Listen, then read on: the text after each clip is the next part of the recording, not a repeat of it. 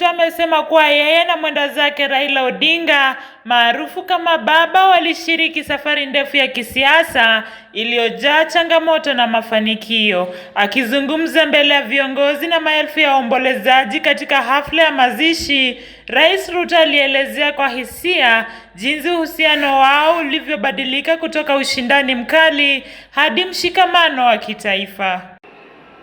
I have come a very long way with Baba.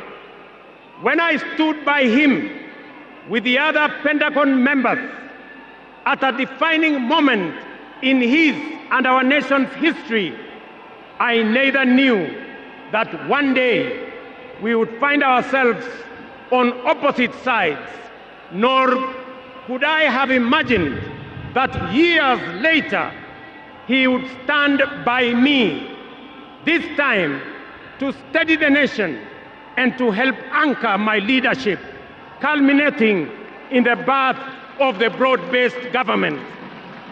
To you, Baba, I owe you, and I am truly and eternally grateful that our paths crossed and that we shared this journey together. We have been both collaborators and competitors, friends and rivals, but always patriotic Kenyans, united by a dream greater than ourselves, a dream bigger than any partisan divide, a dream of a united motherland called Kenya. Kauli ya Rais Ruto haikuwa tu ya kumwaga Baba bali pia alama ya maridhiano na kukomaa kwa siasa za taifa. Safari yao kutoka ushindani mkali hadi kushirikiana kwa ajili ya maslahi ya nchi inatoa funzo kubwa kwa viongozi wa kizazi kipya. Katika kumwelezea Baba, Rais Ruto ametuma ujumbe kwamba siasa zinaweza kuwa chombo cha umoja na si mgawanyiko.